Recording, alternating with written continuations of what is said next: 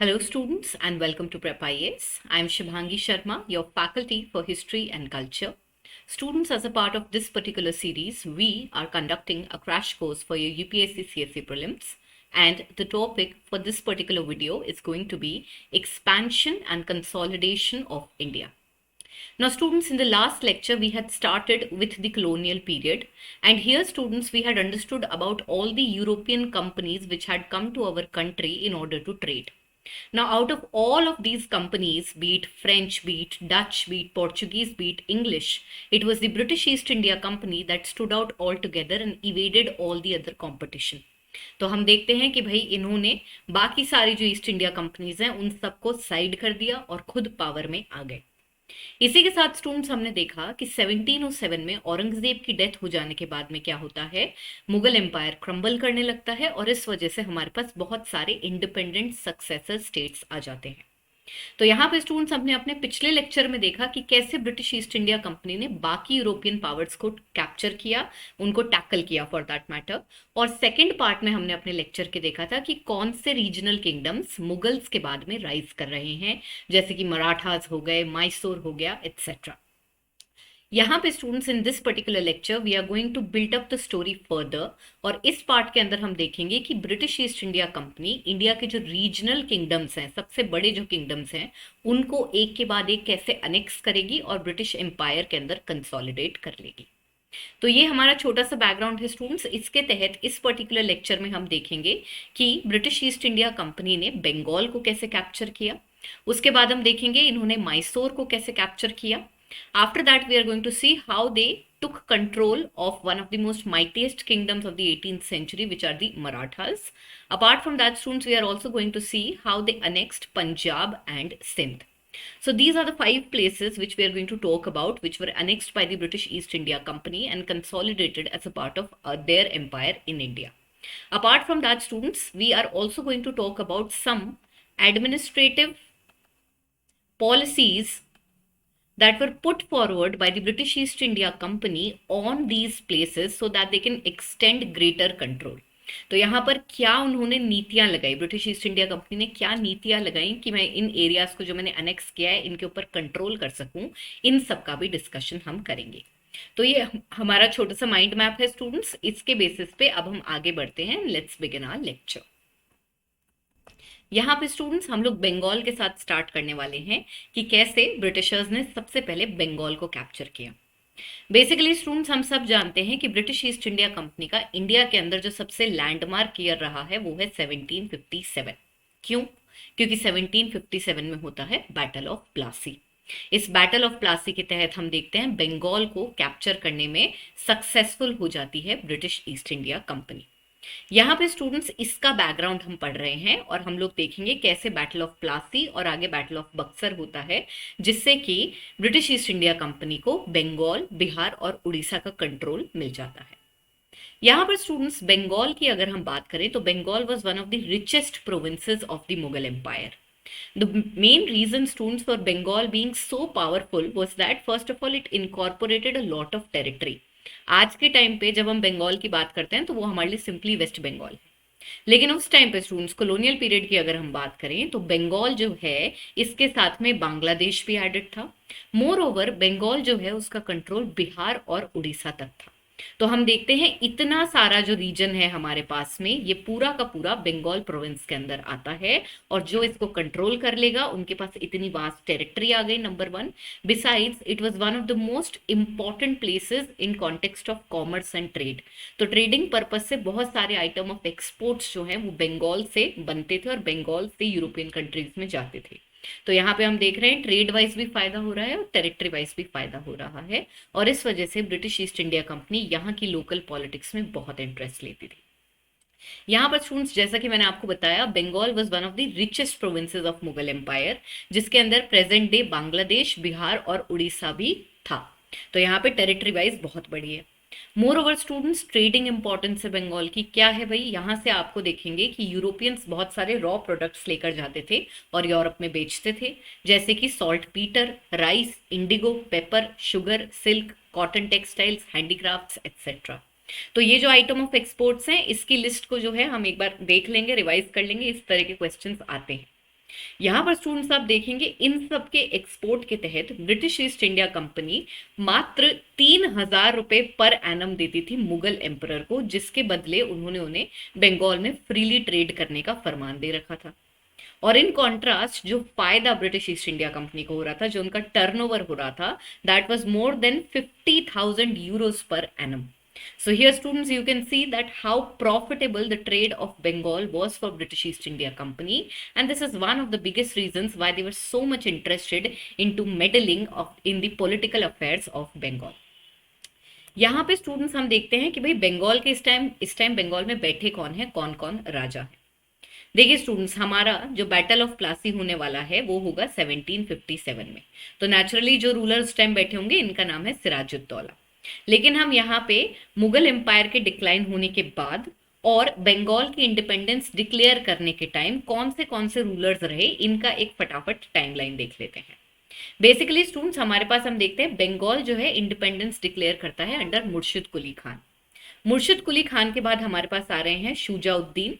शुजाउद्दीन के बाद हमारे पास जो नेक्स्ट इंपॉर्टेंट रूलर हैं वो है Sarfaraz Khan. After Sarfaraz Khan students we have Alivardi Khan. Then Alivardi Khan will be succeeded by Sirajuddaulah, and it will be during the reign of Sirajuddaulah that the Battle of Plassey is going to happen between Bengal and the British East India Company, after which we will see that the British East India Company will be successful in gaining control of this very rich province. यहाँ पे देखते हैं students कहानी क्या रही. Basically जिस time पे battle of Plassey होने वाला है स्टूडेंट्स, आप देखेंगे कि हमारे पास जो रूलर हैं उनका नाम है सिराजुद्दौला.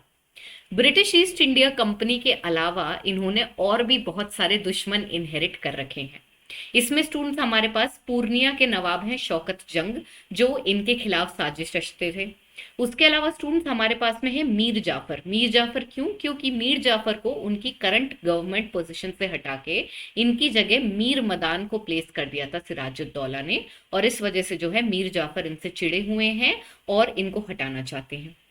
उसके अलावा स्टूडेंट्स आप देखेंगे कि सिराजुद्दौला के कोर्ट के अंदर हमारे पास कुछ बहुत ही प्रोमिनेंट बिजनेसमैन बैठे हैं जो बहुत पैसे वाले हैं, but they do not support him. These include people like जगत सेठ, ओमी चंद, राय बल्लभ एंड राय दुर्लभ. So all of these people are kind of a faction in the court who are not supporting Sirajuddaulah, and if presented with an opportunity to get any alternate person on the throne, they would quickly grab it. And apart from that हमारे पास जो सबसे main enemy बैठा है वो तो बैठा ही है हमारा ब्रिटिश ईस्ट इंडिया कंपनी. घात लगा के बैठे ही हैं कि कुछ गड़बड़ हो तो भाई हमारे को भी कुछ फाइनेंशियल फायदा हो जाए. तो यहाँ पे स्टूडेंट्स हम देखते हैं ये सारे एनिमीज है सिराजुद्दौला के. और नेक्स्ट हम देखेंगे how one by one they are going to gang up with each other and fight against Sirajuddaulah. यहाँ पर स्टूडेंट्स हम देखते हैं कि क्या रीजंस रहे जिसकी वजह से ब्रिटिशर्स और सिराजुद्दौला के बीच में डायरेक्ट कन्फ्रंटेशन हुआ. देखिए एक तरफ तो हम देख ही रहे हैं कि भाई बंगाल के अंदर पैसा तो ये कुछ दे नहीं रहे हैं, कौन? British East India company. On the other hand जिस लेवल की ये ट्रेड कर रहे हैं और जितना ज्यादा पॉलिटिकल मैटर्स के अंदर मेडल कर रहे हैं, इस वजह से सिराजुद्दौला इनसे चिड़े हुए हैं. लेकिन एक कोल्ड वॉर जो है ये ओपन कन्फ्रंटेशन कैसे बनता है, इसके हम रीजंस जॉट डाउन कर रहे हैं. सो बेसिकली स्टूडेंट्स क्या होता है, ब्रिटिशर्स जैसा कि मैंने आपको बताया बहुत ज़्यादा अपनी पावर का मिसयूज कर रहे हैं, क्योंकि इनको जो ट्रेड प्रिविलेजेस मिले हुए हैं इसके तहत पैसे तो बहुत कम दे रहे हैं और प्रॉफिट बहुत ज़्यादा कमा रहे हैं. और इस वजह से हम देखते हैं बंगाल के जो फाइनेंसेस हैं वो लड़खड़ा रहे हैं, and that is why Sirajuddaulah is irritated. Apart from that, students, you will see that the Britishers gave asylum to a political fugitive whose name is Krishna Das. Now, this Krishna Das, students, is the son of Rai Ballabh. राय बल्लभ मैंने आपको अभी दिखाया था कि हमारे पास court के अंदर कुछ फैक्शन के हिसाब से लोग बैठे हैं, जैसे कि हमारे पास ओमी चंद हो गए, उसी के साथ हमारे पास राय बल्लभ भी बैठे हैं. तो इनके जो बेटे हैं इनको ब्रिटिशर्स ने जान के असाइलम दे रखा था, और ये इन्होंने सिराजुद्दौला की विल के अगेंस्ट कर रखा था. इसके अलावा इन्होंने कैलकाटा में जो इनके पास फोर्ट थी उसको बिना सिराजुद्दौला की परमिशन के फोर्टिफाई करा लिया. मोर ओवर स्टूडेंट्स आप देखेंगे कि ईस्ट इंडिया कंपनी जो है वो खुद बहुत सस्पिशियस थी, क्योंकि Sirajuddaulah French East India company को बहुत सपोर्ट करता था, फ्रेंच लोगों की मदद लेता था. तो ये प्रॉब्लम तो चल रही है ब्रिटिशर्स के साथ में, जिस वजह से वो पंगे लेते हैं सिराजुद्दौला से. और दूसरी तरफ हम देखते हैं कि सिराजुद्दौला क्या कर रहा है. सिराजुद्दौला क्या करते हैं, जब इनसे बिना परमिशन लिए कैलकटा की फोर्ट को कैलकटा वाली जो इनके पास में एरिया है उसको फोर्टिफाई कर लेते हैं, उस टाइम पे सिराजुद्दौला जाते हैं और इस फोर्ट को सीज कर लेते हैं, और ये यहाँ से इन दोनों का ओपन कन्फ्रंटेशन शुरू हो जाता है। मोर ओवर स्टूडेंट्स, आप देखेंगे कि जब ये कैलकाटा फोर्ट को सीज कर लेते हैं उस टाइम पे इन्होंने 146 इंग्लिशमैन थे जिनको कैप्चर कर लिया था। कैप्चर करने के बाद स्टूडेंट्स इसमें से इन सबके सबको इन्होंने एक छोटे रूम के अंदर बंद करवा दिया। एक छोटा प्रिजन था जिसमें 146 पीपल जो उनको बैठाया नहीं जा सकता था। इस वजह से हम देखते हैं 123 ब्रिटिशर्स की सफोकेशन की वजह से डेथ हो गई, और इस इवेंट को बोला जाता है ब्लैक होल ट्रेजेडी, जो कि 20 जून 1756 को हुई थी। अब यहाँ पे स्टूडेंट्स क्या होता है, इसके कई ओपिनियंस है। हिस्टोरियंस कहते हैं कि भाई सिराजुद्दौला ने तो उनको जान के मारा नहीं होगा, ठीक है। ब्रिटिशर्स ने इसको ऐसा बहुत ही डार्क मोमेंट दिखाया है हिस्ट्री का कि भाई कैसे ब्रिटिशर्स जो हैं उनके साथ बहुत ही बुरा किया सिराजुद्दौला ने। यहाँ पर आप देखेंगे अगर कोई राजा है, ठीक है, let's say if we have a king, now that king after attacking और seizing any particular fort, he is going to go back to his own business. He is not going to capture each and every person and put them in prison. We have other officials in charge. Now this is something that may not have been the result of a direct opinion or a direct action that was done by Sirajuddaulah. This may have been something to do with the the officials not being very vigilant altogether. And as a result, students, we see in any case this black hole tragedy happens, and the Britishers have highlighted this particular scene altogether so much that after that they become openly hostile towards Sirajuddaulah, and this ultimately culminates into the famous Battle of Plassey, which is happening in the year 1757. यहाँ पर students हम देखते हैं battle of Plassey जो है किनके बीच में हो रहा है, EIC, British EIC versus Nawab of Bengal जो कि है हमारे सिराजुद्दौला। तो यहाँ पे दोनों पार्टीज देख ली, हु वर्सेस हु। अब यहाँ पे क्या होता है स्टूडेंट्स, ईआईसी जो है इसकी कमांड होती है रॉबर्ट क्लाइव के अंडर। रॉबर्ट क्लाइव जो है एक्चुअल लड़ने की जगह अपनी जो सॉफ्ट नेगोशिएशन स्किल्स हैं स्टूडेंट्स उनका यूज करते हैं और पहले एक अलायंस बना लेते हैं। उन्हें पता है कि सिराजुद्दौला के एनिमीज बहुत ज्यादा हैं, और यहाँ पे लिटरली ब्रिटिशर्स जो नीति लगाते हैं वो ये होती है कि दुश्मन का दुश्मन दोस्त होता है। तो ये जाते हैं और सीक्रेट अलायंस के तहत ये क्या करते हैं, मीर जाफर जिसको हटा दिया था किसने, सिराजुद्दौला ने, उसके अलावा राय दुर्लभ, जगत सेठ और ओमीचंद जो इनका फैक्शन है कोर्ट में, इन सबको अपनी साइड कर लेते हैं। इस डील के तहत British East India Company Mir Jafar को ये कहती है कि अगर तुम हमारा साथ दोगे तो हम इस बैटल के बाद में आपको बंगाल का नवाब बना देंगे। इस कॉन्टेक्स्ट में स्टूडेंट्स हम देखते हैं कि ये सारे के सारे ब्रिटिश ईस्ट इंडिया कंपनी की मदद करने के लिए तैयार हो जाते हैं। एज अ रिजल्ट हमारे को हिस्टोरियंस बताते हैं कि यहाँ पे जो ब्रिटिश ईस्ट इंडिया कंपनी है इन्होंने बैटल ऑफ प्लासी होने से पहले ही उसको जीत लिया था, क्योंकि उन्होंने इंटरनल बहुत ज्यादा फैक्शनलिज्म करा दिया था।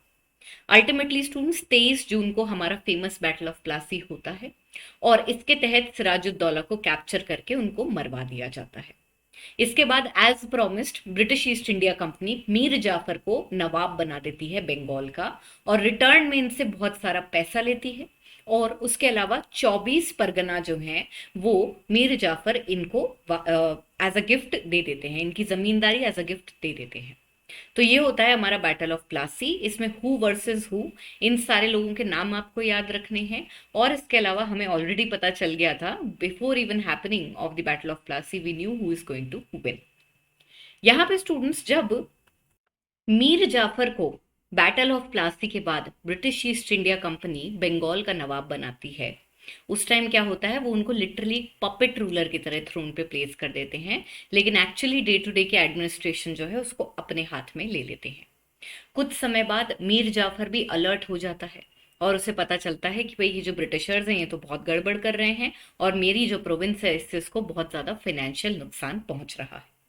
इसी के तहत स्टूडेंट्स हम देखते हैं कि मीर जाफर और ब्रिटिशर्स के रिलेशंस थोड़े से सार हो जाते हैं। अब इस टाइम पे इनके पास में एक और नया बंदा आ जाता है, नया क्लेमेंट हो गया हमारे पास में, विच इज मीर कासिम। मीर कासिम जो है स्टूडेंट्स बंगाल का नवाब बनने का ख्वाब रखता था, और इसके तहत उसने ईस्ट इंडिया कंपनी के साथ कंस्पायर करना शुरू कर दिया। इस कॉन्स्पिरेसी के थ्रू उसने ब्रिटिश ईस्ट इंडिया कंपनी को कहा कि अगर मैं नवाब बन जाता हूं तो मैं आपको बुर्दवान, मिदनापुर और चिttagong के जो डिस्ट्रिक्ट है वो भी सीड कर दूंगा। उसके अलावा उसने बोला कि जब मैं पावर में आ जाता हूं तो I will give you half of the share in the chunam trade of Sylhet which is apparently very financially rewarding. इसी के तहत स्टूडेंट्स दोनों के बीच में क्या है, एक ट्रीटी हो जाती है, ट्रीटी ऑफ 1760। और हम देखते हैं मीर जाफर जो है उसको रिप्लेस करके मीर कासिम को बंगाल का गवर्नर बना दिया जाता है। यहाँ पे स्टूडेंट्स हम देखते हैं जब मीर कासिम पावर में आते हैं तो कुछ समय बाद वो अपनी कैपिटल को शिफ्ट कर देते हैं मुर्शिदाबाद से मुंगेर की तरफ, जो कि बिहार में है। ये मूव ये स्पेसिफिकली इसलिए लेते हैं जिससे कि ये कंपनी के जो ऑफिशियल्स हैं उनसे एक सेफ डिस्टेंस रख सकें, जो कि कैलकाटा में विराजमान। यहाँ पे स्टूडेंट्स आप देखेंगे कि जो भी लोग ब्रिटिशर्स के साथ एक टाइम पे कंस्पायर कर रहे हैं उनको कुछ ही समय बाद पता चल जाता था कि ब्रिटिशर्स जो हैं बहुत ही चालाक हैं, नंबर वन, और हमें इनसे डिस्टेंस रखना पड़ेगा वरना ये हमें कब थ्रो अवे कर दें और कितनी चीज़ों का और मिसयूज करें। इसको देख के ये लोग काफ़ी परेशान थे। ये चीज़ मीर जाफर के साथ भी हुई और ये चीज़ मीर कासिम के साथ भी हुई। मीर कासिम ने इसके लिए स्टेप्स लिए। इन स्टेप्स में उसने अपनी क्या की, कैपिटल को ही शिफ्ट कर दिया और उसके अलावा उन्होंने अपनी ब्यूरोक्रेसी जो है उसको ठीक से रीऑर्गेनाइज किया। ये सब चीजें होने के बावजूद भी स्टूडेंट्स आप देखेंगे कि मीर कासिम जो है वो बहुत ही जल्दी अवेयर होने लग गया था कि ब्रिटिश ईस्ट इंडिया कंपनी जो है बंगाल को बहुत ज्यादा एक्सप्लॉइट कर रही है and it was high time जहां इनके बीच में कन्फ्रंटेशन होने वाली थी। This confrontation students finally culminates into a battle which is known as the battle of Buxar. जो इमीडिएट रीजन है जिसकी वजह से बैटल ऑफ बक्सर होता है वो ये है कि इंग्लिश ईस्ट इंडिया कंपनी ने एक इंपीरियल फरमान मुगल से ऑब्टेन कर लिया और उसमें उन्होंने बंगाल के अंदर कोई भी ड्यूज या टोल्स दिए बिना ट्रेड करने का राइट अपना लिया। अब यहाँ पे स्टूडेंट्स हम देखते हैं ये तो बंगाल को बहुत ही ज्यादा एक्सप्लॉइट करने वाली चीज थी और फाइनेंशियली बहुत कंस्ट्रेंट में आ गई थी हमारे जो नवाब हैं और जो जनता है। इस वजह से फाइनली हम देखते हैं ब्रिटिश ईस्ट इंडिया कंपनी और हमारे जो बंगाल के नवाब हैं इनका कन्फ्रंटेशन होता है। इस कन्फ्रंटेशन के तहत स्टूडेंट्स हम देखते हैं मीर कासिम जो है उनको अवध के नवाब और मुगल रूलर शाह आलम टू भी मदद करते हैं ब्रिटिशर्स से लड़ने में। हाउएवर स्टूडेंट्स यहाँ पर क्या होता है, बैटल ऑफ बक्सर के तहत हम देखते हैं कि इंग्लिश फोर्सेस जो कि हेक्टर मुनरो की लीडरशिप के अंदर थी वो इन तीनों की कंबाइंड आर्मी को हरा देती हैं। इसका स्टूडेंट्स बहुत बड़ा इम्प्लीकेशन है क्योंकि इन्होंने सिर्फ बंगाल के गवर्नर को नहीं बल्कि इन्होंने मुगल रूलर को हरा दिया। और इसके बाद में स्टूडेंट्स हम देखते हैं कि इस बैटल के बाद ऐसा कहा जा सकता है कि ब्रिटिश ईस्ट इंडिया कंपनी की बंगाल में जड़ें जम गई। तो यहाँ पे स्टूडेंट्स बैटल ऑफ प्लासी और battle of Buxar are considered to be the foundations of British Empire in India, wherein specifically in the Battle of Buxar, not only did they defeat the Nawab of Bengal, these people were successful in defeating even Shah Alam too. Keeping that in mind, students, the Battle of Buxar is finally ended with a peace treaty. So, in this treaty, which is known as the Treaty of Allahabad, and it was signed in 1765, we see that British East India Company under Robert Clive is making two treaties, one with the Mughal Emperor Shah Alam and second with the Nawab of Awadh. यहाँ पे students ये दोनों treaties Allahabad में sign हुई थी इसलिए हम कहते हैं भाई ट्रीटी ऑफ इलाहाबाद है। यहाँ पर स्टूडेंट्स आप देखेंगे कि ये जो दो ट्रीटीज होती हैं इसके तहत हमारे पास शुजा उद्दौला जो हैं उनको इलाहाबाद और कड़ा वाला जो रीजन है इसको शाह आलम टू को सीड करना पड़ता है। उसके अलावा बैटल ऑफ बक्सर के अंदर जो खर्चा हुआ है उसका 50 लाख रुपया इनको कंपनी को देना पड़ता है वॉर के इंडेमनिटी के तहत। इसके अलावा हम देखते हैं मुगल एम्परर शाह आलम टू जो हैं उनके लिए ऐसे बोलते हैं कि भाई उनको बोला गया कि आप अब इलाहाबाद जाकर रहेंगे और कंपनी के प्रोटेक्शन में रहेंगे। मोर ओवर इस बैटल के बाद ट्रीटी ऑफ इलाहाबाद के तहत हम देखते हैं शाह आलम एक फरमान इशू करते हैं जिसमें diwani of Bengal, Bihar and Orissa now goes into the hands of East India Company students and this is a historic, this is a time altering situation altogether, क्योंकि यहाँ पर हम देखते हैं कि इनके पास रेवेन्यू कलेक्शन के राइट्स आ गए हैं, making them one of the richest trading companies here. तो यहाँ पर स्टूडेंट्स बैटल ऑफ प्लासी और बैटल ऑफ बक्सर के बहुत बड़े इंप्लीकेशंस रहे आगे जाके, जिसमें एक तो इन्होंने मुगल एम्परर को हरा दिया। दूसरी बात हम देखते हैं, मुगल एम्परर जो है उनको इलाहाबाद जाके रहने को बोला, उनकी मेन सीट ऑफ पावर से हटाया। और इसके अलावा हम देखते हैं हमारे जो अवध के नवाब हैं शुजा-उद-दौला, उनसे इलाहाबाद और कड़ा ले लिया और उनसे इतना सारा वॉर के तहत पैसा भी लिया। यहाँ पे स्टूडेंट्स हम देखते हैं जब ट्रीटी ऑफ इलाहाबाद कंक्लूड हो जाती है तो इसके तहत रॉबर्ट क्लाइव जो है बंगाल के अंदर एक dual system of government launch करते हैं। ये सीधा सीधा अपने पास प्रीलिम्स पॉइंट ऑफ व्यू से क्वेश्चन है that who introduce dual system of government in Bengal, and the answer will be Robert Clive. यहाँ पे स्टूडेंट्स ये जो डुअल सिस्टम है इसके अंदर अपने पास दो पावर हैं, एक तो है हमारी ब्रिटिश ईस्ट इंडिया कंपनी और दूसरे हैं हमारे नवाब ऑफ बंगाल। इसके तहत स्टूडेंट्स आप देखेंगे कि हमारे पास जो दो मेन पावर्स होती हैं that is collection of the role of diwani and the role of nizamat. Diwani के अंदर क्या राइट मिलता है आपको, रेवेन्यू कलेक्शन का, और निजामत के तहत आपके अंडर पुलिस और जुडिशियल फंक्शंस होते हैं। तो दीवानी और निजामत इन दोनों का काम जो है कंपनी ने अपने हाथ में ले लिया।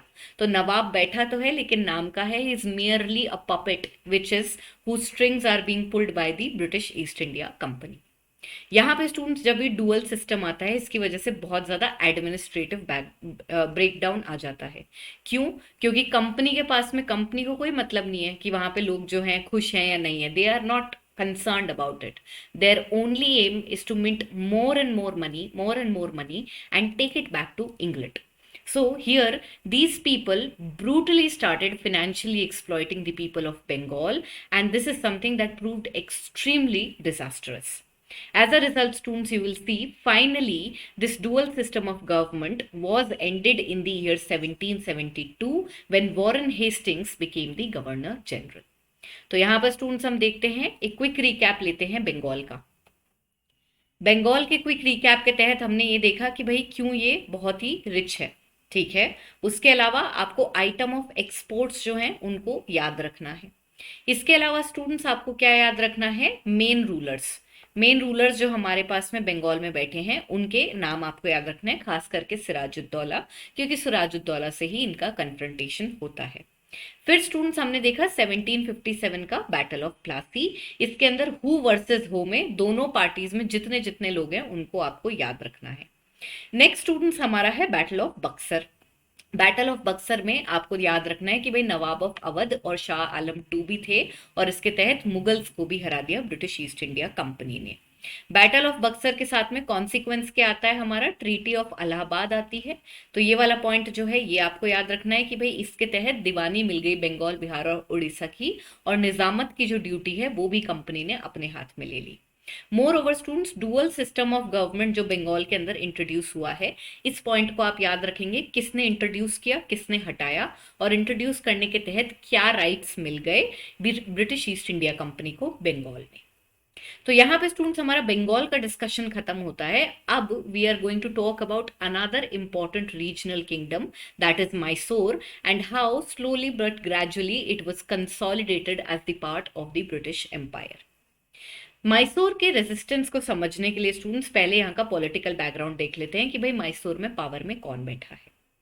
मैसूर के अंदर स्टूडेंट्स आप देखेंगे कि 1612 के अंदर यानी कि 17th सेंचुरी की बिगिनिंग में एक हिंदू किंगडम पावर में आता है जिसे हम कहते हैं वुडियार डायनेस्टी।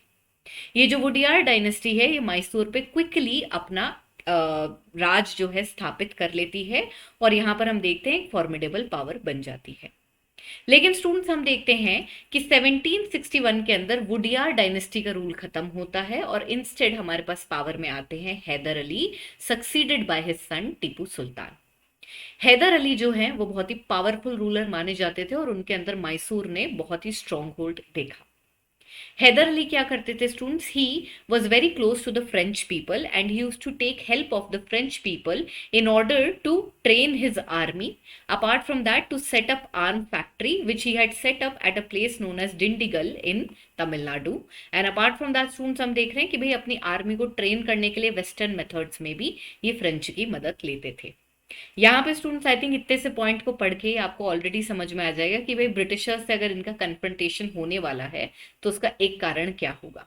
एक कारण ये है कि हैदर अली जो हैं he is very close to the French people.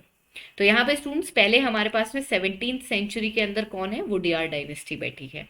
फिर हम देखते हैं by the end of 18th century Hyder Ali power में आ जाते हैं and he then will be succeeded by his son Tipu Sultan. तो यहाँ पे स्टूडेंट्स देखते हैं कि हैदर अली और जो हमारे पास ब्रिटिश ईस्ट इंडिया कंपनी है, इनके बीच में कैसे ओपन कन्फ्रंटेशंस हुए, जिसकी वजह से इनके बीच में जो वॉर्स होते हैं उन्हें हम कहते हैं एंग्लो मैसूर वॉर। स्टूडेंट्स अगर हम फर्स्ट एंग्लो मैसूर वॉर की बात करें तो हम देख ही चुके हैं ऑलरेडी कि जो ब्रिटिश ईस्ट इंडिया कंपनी है, they are very suspicious of Haider Ali due to his closeness with the French people. As a result, students, the English East India Company decides to coordinate with the neighbors of Hyder Ali, which is the Nizam of Hyderabad and Maratha. यहाँ पे coordination कैसे help करता है, आप इस map को देखिए, ये ग्रीन में हमारे पास मैसूर की टेरिटरी है।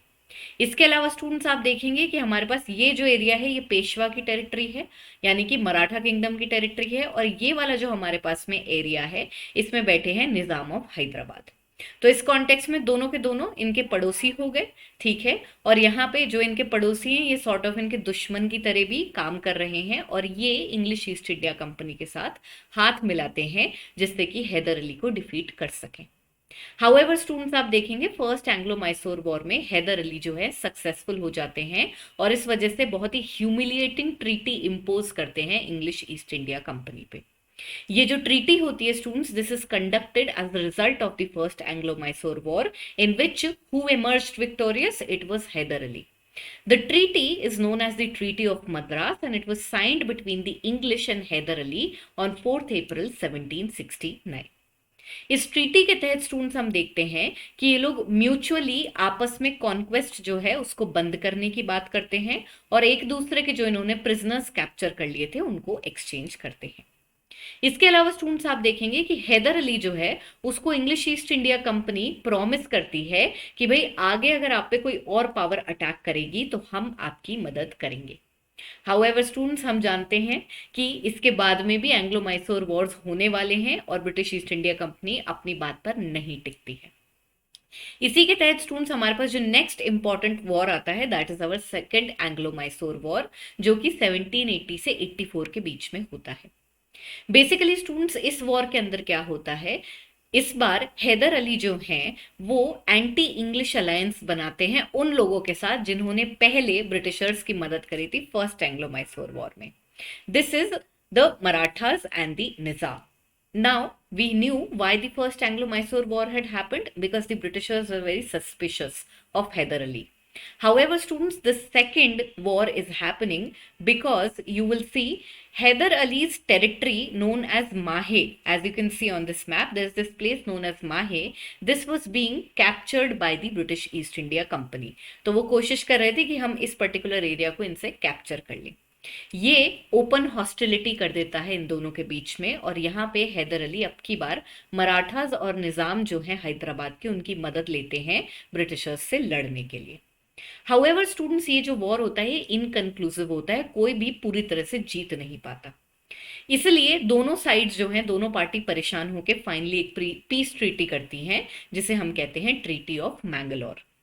ट्रीटी ऑफ मैंगलोर स्टूडेंट्स 1784 में साइन करी जाती है, जिसमें अगेन दोनों पार्टीज एक दूसरे से अभी तक जो टेरिटरी इन्होंने कैप्चर करी थी इस वॉर के तहत उसको वापस करने का अग्रीमेंट करती है. इसके बाद स्टूडेंट्स क्या होता है, इसके बाद हम देखते हैं कि हैदर अली जो हैं उनकी 1782 के अंदर डेथ हो जाती है, और फिर उनके बेटे टीपू सुल्तान जो हैं वो पावर में आते हैं. टीपू सुल्तान स्टूडेंट्स जब पावर में आते हैं तो हम देखते हैं इनमें और इंग्लिश ईस्ट इंडिया कंपनी में फिर से हॉस्टिलिटी होने लगती है, because English East India Company is always meddling in political affairs, they are trying to capture the territory. Apart from that, Tipu Sultan is one person who just like his father was very close to the French people. So all of these suspicions on one side and the other side lead to again open hostilities that culminates into the third Anglo-Mysore war. अभी जो तीसरा Anglo Mysore war होता है students, इसमें हम देखते हैं कि टीपू सुल्तान जो कि हैदर अली के बेटे हैं, इनको इस बार ब्रिटिश ईस्ट इंडिया कंपनी हराने में सक्सेसफुल हो जाती है. एज अ रिजल्ट स्टूडेंट्स इनके बीच में एक ह्यूमिलिएटिंग ट्रीटी होती है जिसे हम कहते हैं treaty of Seringapatam. Seringapatam students here is the capital of Mysore, इसलिए आप इसका नाम याद रखेंगे. सेरिंगपट्टनम की ट्रीटी जो है स्टूडेंट्स, इसको हम 1792 में साइन करते हैं और इस ट्रीटी के तहत मैसूर की आधी से ज्यादा जो टेरिटरी है वो ब्रिटिश ईस्ट इंडिया कंपनी लेकर चली जाती है। इसके बाद में स्टूडेंट्स हम देखते हैं कि टीपू सुल्तान जो है वो हार नहीं मानते और एक बार को फिर से अपनी पावर गैदर करते हैं और इसके तहत होता है हमारा चौथा एंग्लो मैसूर वॉर।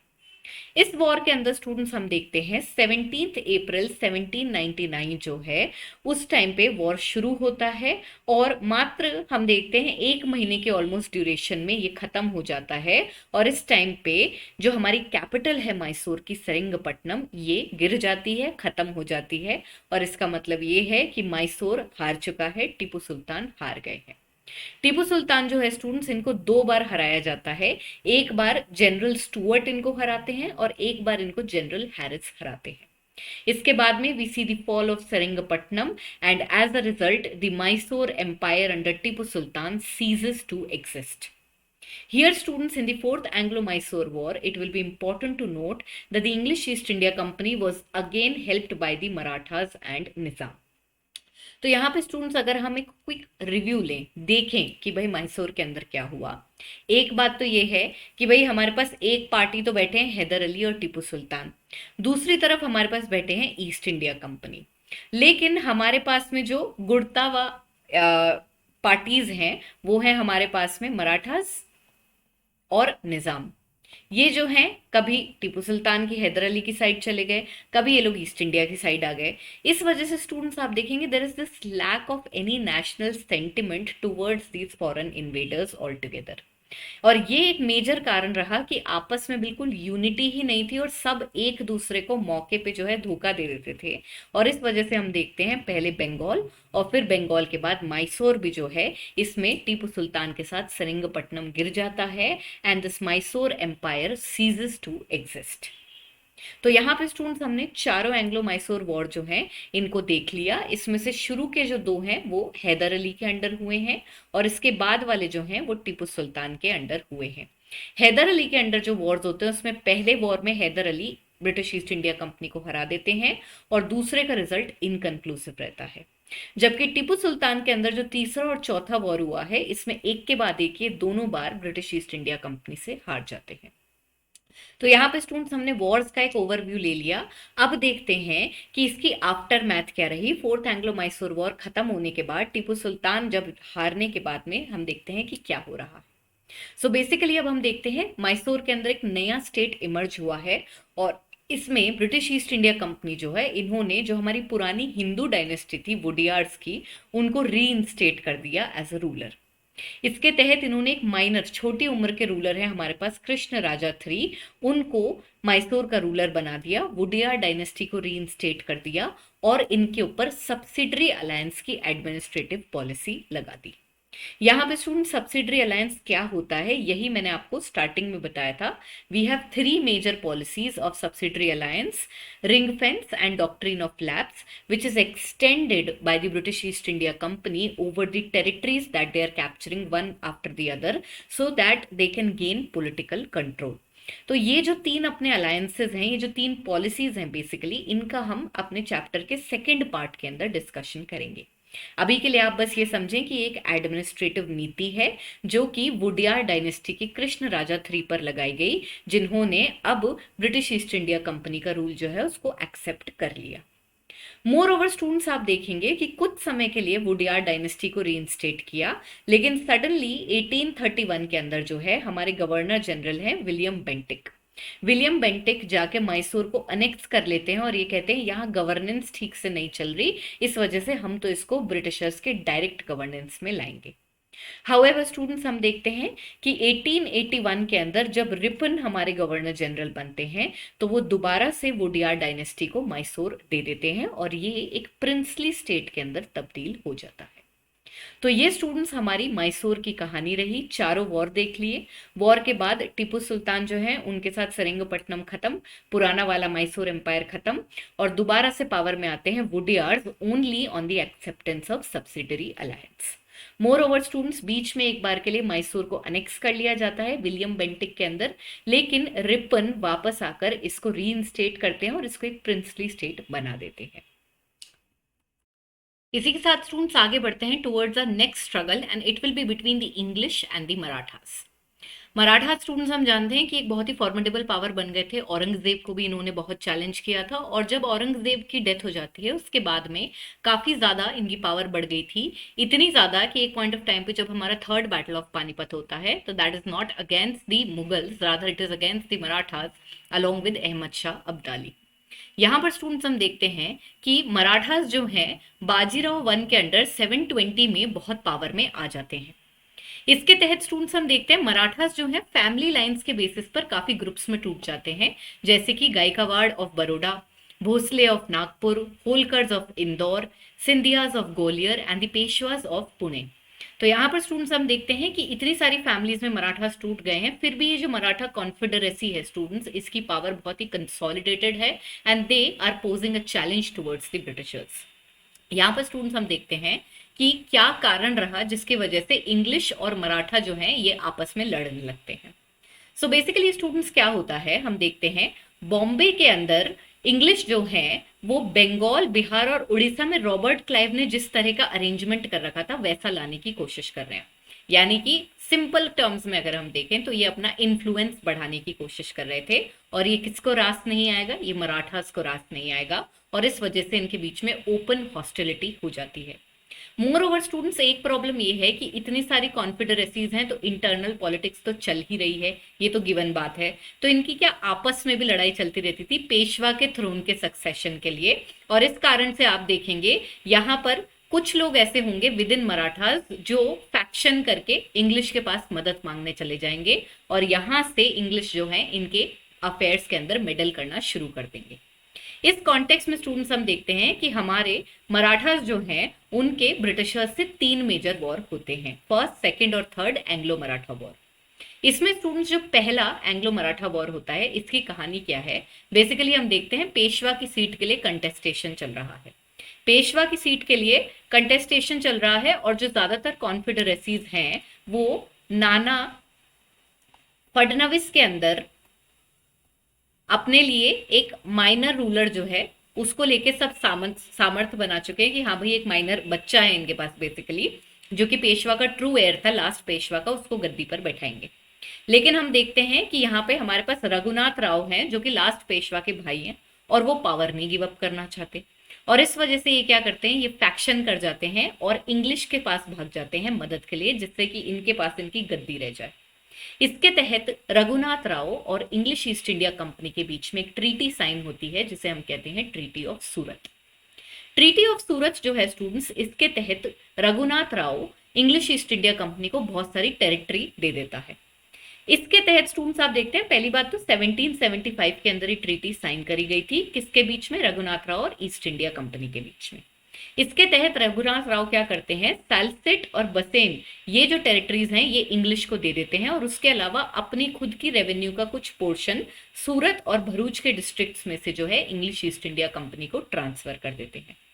इसके रिटर्न में इंग्लिश ईस्ट इंडिया कंपनी जो है 25,000 अपने सोल्जर्स रघुनाथ राव को देती हैं, जिससे कि वो अपनी पावर मेंटेन कर सके।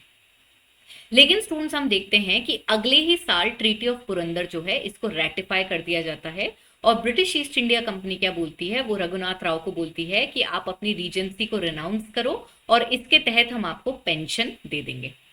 यहाँ पर स्टूडेंट्स इसके साथ में एक पॉइंट और आता है कि भाई अगर रीजेंसी रिनाउंस कर दी है इसका मतलब ये हुआ कि मराठा टेरिटरीज जो हैं, जो इनके पास डायरेक्टली भी हैं और ओवरऑल जो मराठास के पास भी हैं, उसमें इंक्रीजिंग इन्फ्लुएंस किसका हो जाएगा, इंग्लिश ईस्ट इंडिया कंपनी का हो जाएगा।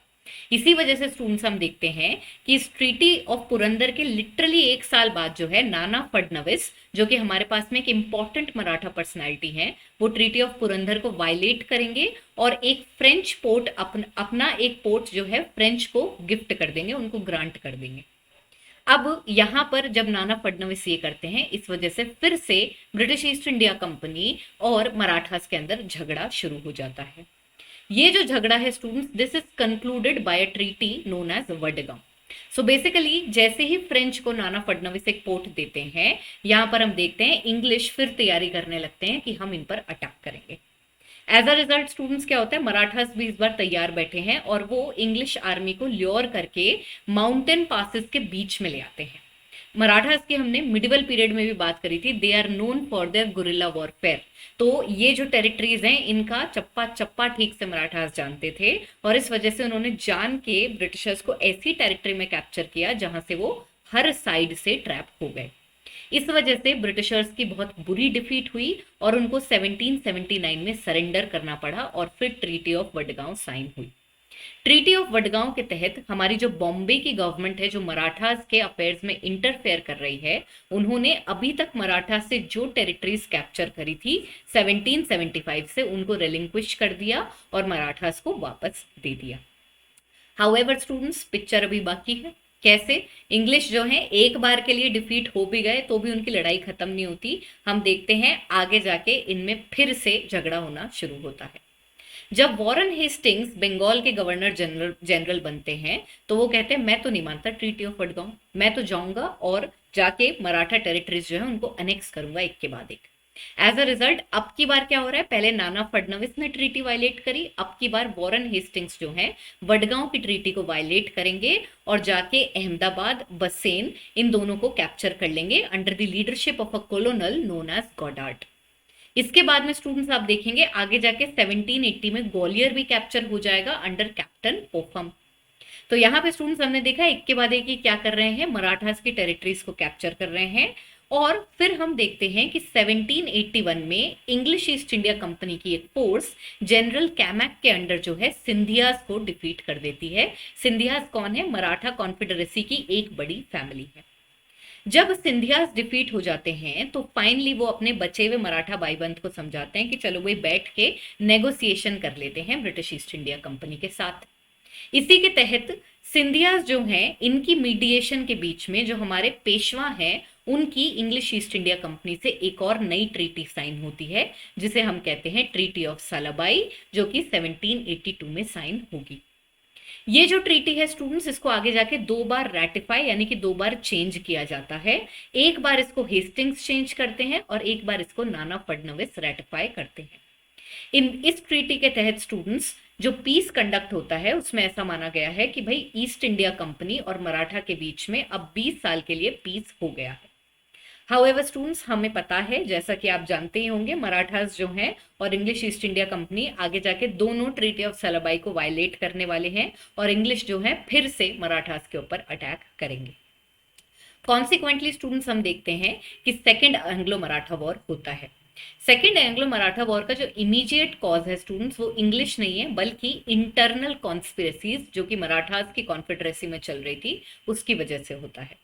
सो बेसिकली हमारे पास में एक मराठा कॉन्फेडरेसी की फैमिली है दैट इज होलकर्स। होलकर्स जो है ये पेशवा की आर्मी को पेशवा और सिंधिया की कंबाइंड आर्मी को डिफीट कर देते हैं 1802 में। एज अ रिजल्ट स्टूडेंट्स हम देखते हैं कि बाजीराव टू जो कि पेशवा हैं वो घबरा जाते हैं और वो बसेन की तरफ भाग जाते हैं और फिर से इंग्लिश की मदद मांगते हैं। यहाँ पे अब क्या होता है, इंग्लिश को फिर से मौका मिल गया मराठास की पॉलिटिक्स में मेडल करने का और फिर से हम देखते हैं कि ये स्टोरी जो है वापस शुरू हो जाती है। यहाँ पे स्टूडेंट्स जब इंग्लिश फिर से सीन के अंदर एंटर कर जाते हैं तो ये बाजीराव टू के साथ में एक ट्रीटी साइन करते हैं विच इज ट्रीटी ऑफ बसेन। 1802 में इसको साइन किया जाता है और इसके तहत पेशवा जो हैं वो सब्सिडरी अलायंस को एक्सेप्ट कर लेते हैं, यानी कि पेशवा की टेरिटरीज पे वर्चुअली अब ब्रिटिश ईस्ट इंडिया कंपनी का रूल हो जाएगा, मात्र एक पपेट बन के रह जाने वाले हैं क्योंकि सब्सिडरी अलायंस के तहत हम देखते हैं एक ब्रिटिश रेसिडेंट और ब्रिटिश आर्मी की एक टुकड़ी परमानेंटली अब पेशवा की टेरिटरीज में रहने वाली है। तो टेक्निकली सारा सुपरविजन किसका होगा, ब्रिटिश ईस्ट इंडिया कंपनी का। इसके अलावा बाजीराव टू जो है ट्रीटी ऑफ बसेन के तहत क्या करते हैं, सूरत की जो सिटी है इसको भी इंग्लिश ईस्ट इंडिया कंपनी को ट्रांसफर कर देते हैं, सरेंडर कर देते हैं। More over Nizam of Hyderabad की जो डोमिनियंस है उसके ऊपर से अपना चौथ का राइट जो है इसको गिव अप कर देते हैं। चौथ स्टूडेंट्स हमने देखा था ये एक तरह का प्रोटेक्शन टैक्स होता है जो कि मराठा शिवाजी के टाइम से ले रहे हैं। तो यहाँ पे सब्सिडरी अलायंस एक्सेप्ट कर लिया बाजीराव टू ने, सूरत गिव अप कर दिया और चौथ के राइट्स निजाम के डोमिनियन से गिव अप कर दिए। तो यहाँ पे अब क्या है, पेशवा का जो एरिया है वो तो चुपचाप आ चुका है इंग्लिश ईस्ट इंडिया कंपनी के हाथ में। अब इसके बाद इंग्लिश ईस्ट इंडिया कंपनी बिल्कुल भी नहीं रुकने वाली है। वो क्या करेंगे, एक के बाद एक इस मराठा कॉन्फेडरेसी की जो दूसरी बड़ी फैमिलीज हैं इनको डिफीट करना शुरू करेंगे और इनके साथ ट्रीटी करना शुरू करेंगे, जिससे कि इनकी टेरिटरीज में भी अपना एडमिनिस्ट्रेटिव कंट्रोल बढ़ा सके। एज अ रिजल्ट स्टूडेंट्स हम देखते हैं 1803 में पहले तो ये भोसले को हराते हैं और उसके तहत उनसे ट्रीटी ऑफ देवगांव करते हैं। फिर उसके बाद 1803 के अंदर ये सिंधियास को भी हरा देते हैं और उनके साथ करते हैं ट्रीटी ऑफ सुराजीजन गांव। उसके अलावा स्टूडेंट्स हम देखते हैं नेक्स्ट 1806 में ये होलकर्स को डिफीट करते हैं और उनके साथ करते हैं ट्रीटी ऑफ राजपुरा घाट। तो ट्रीटी ऑफ बसेन, जिसमें पेशवा खुद चलकर इंग्लिश ईस्ट इंडिया कंपनी के पास चले गए और अपने राइट्स गिव अप कर दिए, इसके तहत जो बाकी 3 मेजर कॉन्फेडरेसीज भी हैं उनको एक के बाद एक एडमिनिस्ट्रेटिवली कंट्रोल करना शुरू कर देते हैं इंग्लिश ईस्ट इंडिया कंपनी। इनको डिफीट करते हैं, इनके साथ पीस ट्रीटीज करते हैं और अपना एडमिनिस्ट्रेटिव कंट्रोल मराठा एम्पायर में जमा लेते हैं। यहाँ पे स्टूडेंट्स क्या होता है, कुछ समय बाद बाजीराव टू को रियलाइज होता है कि यार मुझसे तो गलती हो गई, और इस वजह से जब ब्रिटिशर्स उसके एरिया के अंदर बहुत ज्यादा डोमिनेंस असर्ट करने लगते हैं तो वो फिर से एक आखिरी कोशिश करते हैं जिसमें कि वो ब्रिटिशर्स को हटा सके। इस लास्ट बिड को ये 1817 में करते हैं, जिसमें बचे हुए मराठा चीफ्स जो हैं उनको भी फिर से कहते हैं कि मेरे साथ जुड़ो और अब की बार हम ब्रिटिश ईस्ट इंडिया कंपनी को डिफीट कर देंगे। इसके तहत स्टूडेंट्स पेशवा खुद आगे से पुणे वाली जो ब्रिटिश रेसिडेंसी है उसके ऊपर अटैक करते हैं। However students, English East India company बहुत जल्दी अपनी पावर को कंसोलिडेट करती है और एक के बाद एक पेशवा और उनके साथ जितनी भी मराठा कॉन्फेडरेसीज इनको हेल्प कर रही हैं उनको डिफीट कर देती है। पेशवा को हम खिड़की पर डिफीट करते हैं, भोसलेस को सीताबुल्दी में डिफीट करते हैं और होलकर्स को महिदपुर के अंदर डिफीट कर दिया जाता है। जब ये तीनों के तीनों डिफीट होते हैं उसके बाद हम देखते हैं एक के बाद एक इनसे ट्रीटीज करी जाएंगी और इसके तहत अब आप देखेंगे मराठास का जो एरिया है उस पर कंप्लीटली एडमिनिस्ट्रेटिव कंट्रोल जमा लेगी ब्रिटिश ईस्ट इंडिया कंपनी। यहां पर स्टूडेंट्स हम देखते हैं सबसे पहले तो 1817 के अंदर पेशवा के साथ होती है ट्रीटी ऑफ पूना, जब उनको हरा दिया जाता है खिड़की में। उसके बाद में हम देखते हैं 1817 के अंदर ही सिंधियास के साथ होती है ट्रीटी ऑफ ग्वालियर। 1818 के अंदर होलकर्स के साथ होती है ट्रीटी ऑफ मंडासोर और फाइनली जून 1818 में हम देखते हैं पेशवा से ईस्ट इंडिया कंपनी सरेंडर करवा लेती है और मराठा कॉन्फेडरेसी को डिसॉल्व कर देती है and this gives them the complete administrative control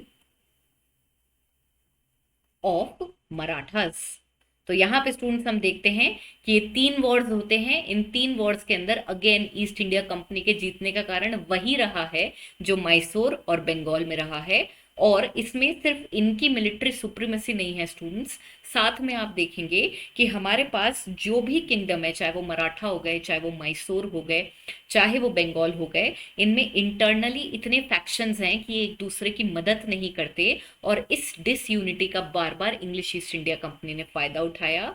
और इसके तहत हम देखते हैं पहले बंगाल कैप्चर हो गया, मैसूर कैप्चर हो गया और अब मराठास जो कि फॉर्मिडेबल पावर थे, जो कि ब्रिटिशर्स के अगेंस्ट रेजिस्टेंस कर सकते थे, वो भी अपने इंटरनल फैक्शनलिज्म की वजह से इनके आगे हार जाते हैं। इसी के साथ स्टूडेंट्स आगे बढ़ते हैं और देखते हैं कि कैसे हमारे नॉर्थ वेस्ट एरिया के अंदर जहां सिंध और पंजाब पड़ता है इनको एक के बाद एक कैप्चर किया ब्रिटिशर्स ने। सो बेसिकली स्टूडेंट्स हम देखते हैं कि सबसे पहले तो हमारे पास लॉर्ड ऑकलैंड आते हैं जो कि गवर्नर जनरल बनते हैं 1836 में।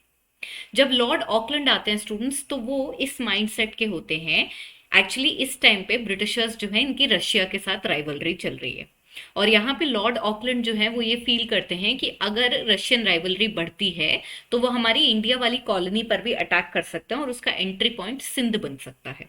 और इस वजह से सिंध जो है इसको अपने कंट्रोल में लाने की कोशिश यहीं से शुरू हो जाती है।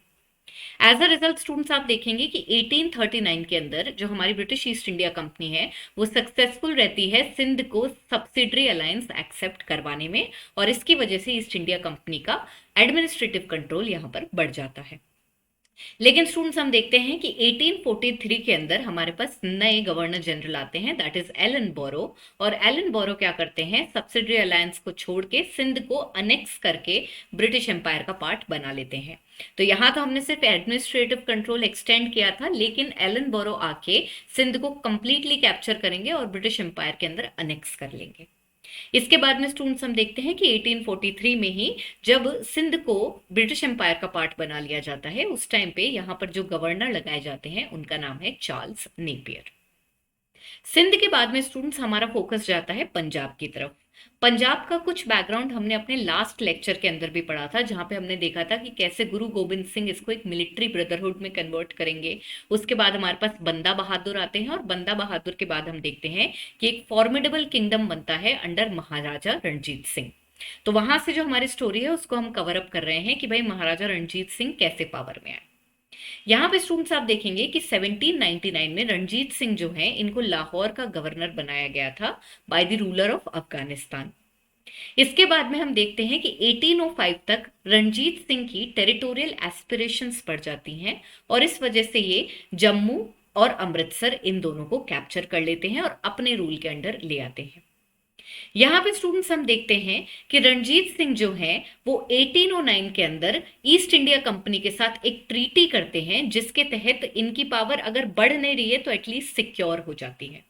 यहाँ पर स्टूडेंट्स हम देखते हैं कि ये जो ट्रीटी ऑफ अमृतसर होती है 1809 की, इसके तहत east India company Ranjit Singh को अलाउ करती है कि पूरा जो सिख नेशन है उसके ऊपर आपका कंट्रोल रहेगा और रिवर सतलुज को बाउंड्री मान लिया जाता है between the dominions of the East India Company and Maharaja Ranjit Singh. तो यहाँ पर स्टूडेंट्स हम देख रहे हैं कि ट्रीटी ऑफ अमृतसर जो हो रही है इसके तहत रिवर सतलज को बाउंड्री मान लिया गया है और यहाँ पर हम देख रहे हैं कि इनके बीच की जो नेगोशिएशन थी वो सक्सेसफुल हो गई।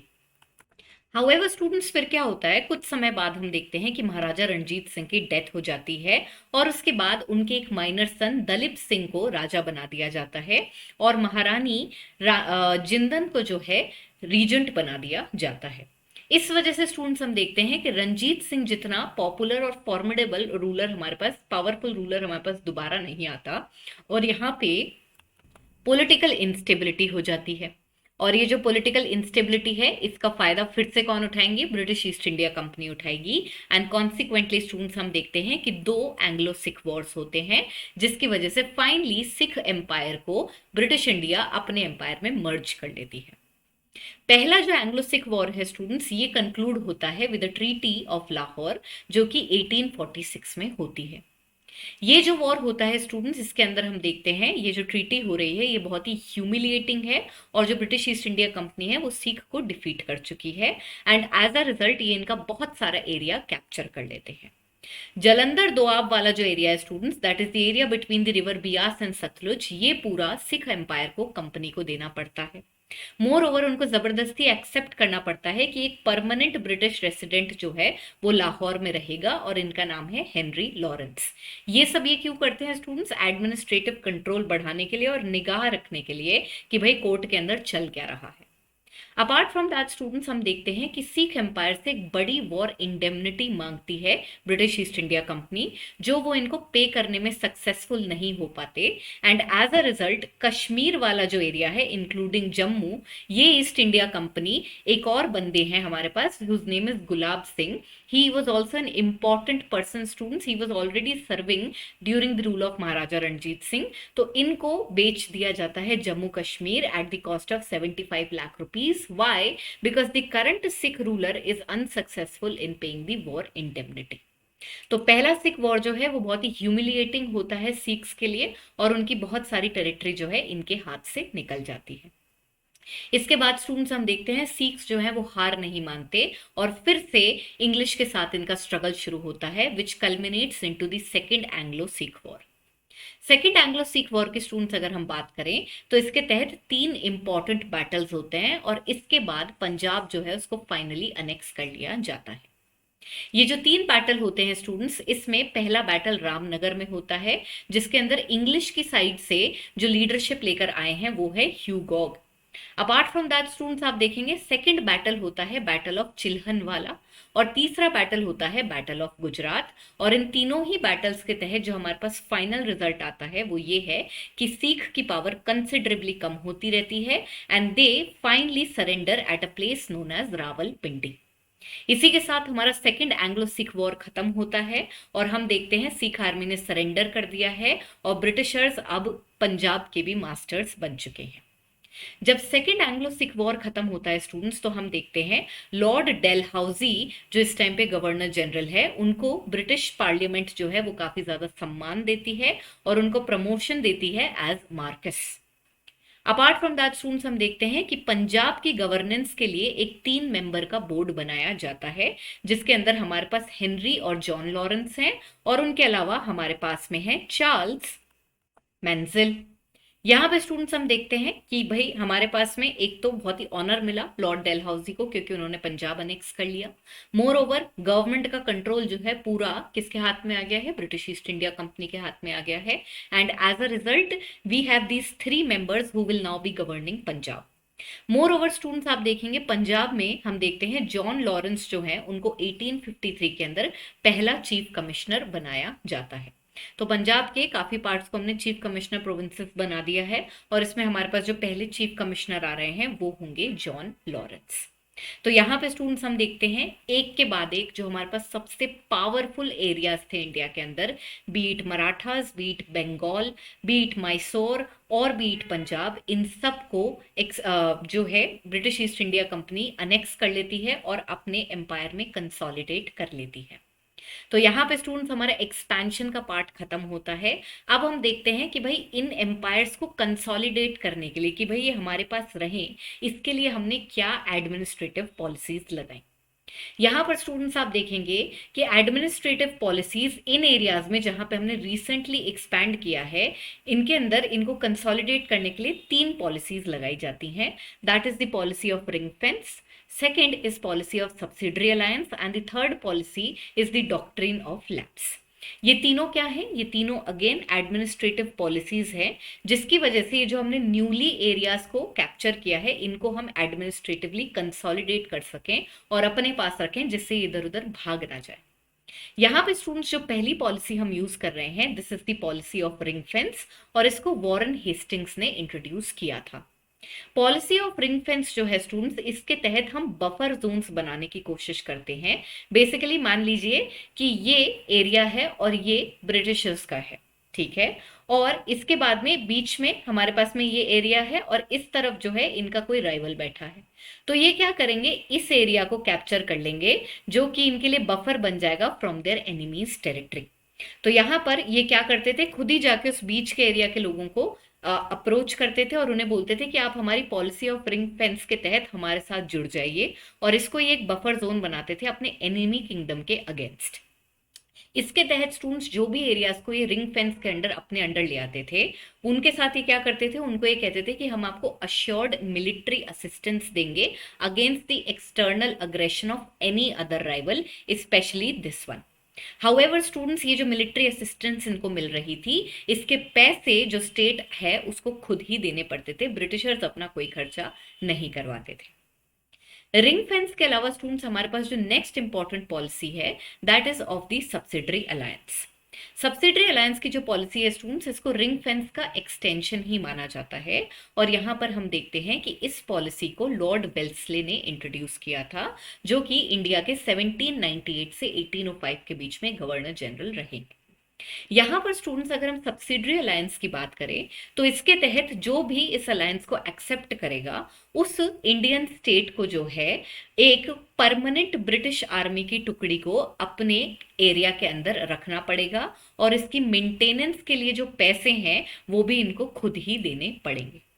अपार्ट फ्रॉम दैट स्टूडेंट्स जो भी Indian state subsidiary alliance accept करता है उनके कोर्ट में एक परमानेंट ब्रिटिश रेसिडेंट बैठेगा जिसका एक्चुअल काम क्या है, उसका एक्चुअल काम है निगरानी करने का कि भाई ये लोग इंटरनली हमें चैलेंज करने की कोशिश तो नहीं कर रहे हैं। अपार्ट फ्रॉम दैट स्टूडेंट्स आप देखेंगे कि सब्सिडरी अलायंस के तहत एक और पॉइंट इंडियन स्टेट्स के ऊपर लगाया जाता है, और वो ये है कि वो किसी भी यूरोपियन को अपनी सर्विस के अंदर इंडक्ट नहीं कर सकते जब तक ब्रिटिशर्स उनको परमिशन ना दे। ये सब अगर कोई पार्टी एक्सेप्ट कर लेती है तो इसके रिटर्न में ब्रिटिशर्स क्या करते हैं, इसके रिटर्न में ब्रिटिशर्स उनकी टेरिटरी को डिफेंड करते हैं किसी भी एक्सटर्नल थ्रेट से, और उसके अलावा वो इनको ये प्रॉमिस करते हैं कि हम आपके इंटरनल पॉलिटिक्स में इंटरफेयर नहीं करेंगे। हाउएवर स्टूडेंट्स, आप बहुत बार ऐसा देखेंगे कि ऐसा कुछ भी नहीं होता था, और ब्रिटिशर्स जो है ओपनली इंटरफियर करते थे हर स्टेट के अंदर जो कि सब्सिडरी अलायंस का पार्ट बनता है। स्टूडेंट्स, इस सब्सिडरी अलायंस के तहत मन मार के बहुत सारे रीजनल किंगडम्स हैं जिनको इसे एक्सेप्ट करना पड़ा सिंपली अपनी सिक्योरिटी और प्रोटेक्शन के लिए। इस कॉन्टेक्स्ट में स्टूडेंट्स हमारे पास ये लिस्ट है जिसमें हम देखते हैं कि कौन से स्टेट्स जो हैं इनको सब्सिडरी अलायंस के तहत ब्रिटिश एम्पायर का पार्ट बना लिया गया था। These include the Nizam of Hyderabad in 1800. Then we had captured Mysore in 1799. We have Tanjore, we have Awadh, we have Peshwa of Peshwa, जिनका मराठा वाला जो एरिया इनके पास में है उसको हमने कैप्चर किया। मराठा कॉन्फेडरेसी के तहत पहले पेशवास को कैप्चर किया, फिर भोसले को, फिर सिंधिया को, और सबसे लेट हमने कैप्चर किया था होलकर्स को। इसके अलावा स्टूडेंट्स हमारे पास में राजपूत स्टेट्स हैं, जोधपुर, जयपुर, बूंदी और मच्छेरी, जिनको भी कैप्चर कर लिया गया। और उसके अलावा भरतपुर के जो राजा हैं उन्होंने भी सब्सिडरी अलायंस को एक्सेप्ट कर लिया था। तो यहाँ पे स्टूडेंट्स आप इनको क्रोनोलॉजिकली अरेंज कर लेंगे। इस तरह के क्वेश्चंस प्रीलिम्स में आते हैं जहाँ पे आपको 3-4 स्टेट्स के नाम दे दिए जाएंगे और पूछा जाएगा कि भाई इनमें से कौन से ऐसे स्टेट्स थे जिन्होंने सब्सिडरी अलायंस एक्सेप्ट किया था, या फिर आपको 3-4 स्टेट्स के नाम दे दिए जाएंगे और पूछा जाएगा कि भाई इनको क्रोनोलॉजिकली अरेंज करो फ्रॉम द डेट्स जिन पे इन्होंने सब्सिडरी अलायंस को एक्सेप्ट किया है। तो यहाँ पर स्टूडेंट्स इन पॉइंट्स को आपको याद रखना है। सब्सिडरी अलायंस के अलावा जो तीसरा एडमिनिस्ट्रेटिव कंट्रोल का पॉलिसी हमने लगाया स्टूडेंट्स, ये बहुत ही पॉपुलर है, इसे कहते हैं doctrine of lapse. Doctrine of lapse को अगर हम सिंप्लीफाई करें तो यहाँ पे ब्रिटिश ईस्ट इंडिया कंपनी ये कहती है कि अगर किसी किंगडम के ओरिजिनल रूलर की डेथ हो जाती है और उनका कोई नेचुरल एयर नहीं है, यानी कि उनका खुद का जो बायोलॉजिकल एयर नहीं है, तो उनका अगर कोई अडॉप्टेड सन है तो उसको उनकी प्राइवेट प्रॉपर्टी तो मिल जाएगी लेकिन उनकी गद्दी नहीं मिलेगी। इसका डिसीजन जो है ये ब्रिटिश ईस्ट इंडिया कंपनी लेगी कि गद्दी पर अडॉप्टेड एयर बैठेगा या फिर हम उस किंगडम को अनेक्स करेंगे। इस कॉन्टेक्स्ट में स्टूडेंट्स आप देखेंगे कि इन्होंने डॉक्ट्रिन ऑफ लैप्स लगा के बहुत सारे किंगडम्स को बगैर बाती अनेक्स कर लिया, जैसे कि सतारा, संबलपुर, उदयपुर, झांसी, नागपुर एंड अवध। तो यहाँ पे डॉक्ट्रिन ऑफ लैप्स इन्होंने एक बहुत ही अच्छी पावरफुल एडमिनिस्ट्रेटिव पॉलिसी लगाई। ये इन्होंने उन स्टेट्स पे लगाई जो ऑलरेडी इनकी पावर के अंडर थे, और वहां पे इन्होंने कहा कि अगर आपके राजा की डेथ हो जाती है और उनका कोई बायोलॉजिकल बेटा नहीं है तो हम चूज करेंगे कि आप एयर अपॉइंट करेंगे या हम डायरेक्टली उस एरिया को अनेक्स करेंगे। ये जो डॉक्ट्रिन ऑफ लैप्स है students, this was something which was already floating in the British empire. However it is generally connected with lord Dalhousie.